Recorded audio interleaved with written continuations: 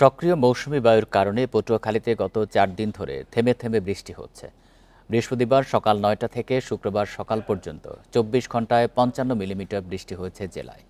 বৃষ্টিতে পানি জমেছে পৌর শহরের এলজিডি সড়ক, নতুন বাজার, পুরান বাজার ও সবুজবাগ সড়ক লেনে। এতে দুর্ভোগে এসব এলাকার বাসিন্দারা। বান্ডেল থাকলে প্রতি সেনমানিতে টাকা বাঁচবে। বিকাশ সেনমানি বান্ডেল কিনে জিতুন প্রতি লেনদেনে। ভাটা পড়েছে নিম্ন আয়ের মানুষের আয়ে। এদিকে মৌসুমি বায়ুর প্রভাবে বঙ্গোপসাগর কিছুটা উত্তাল রয়েছে। সমুদ্রে মাছ ধরা ট্রলারগুলো নিরাপদে থাকতে বলা হয়েছে। জেলায় আগামী ৪ দিন বৃষ্টি অব্যাহত থাকতে পারে জানিয়েছে জেলা আবহাওয়া অফিস।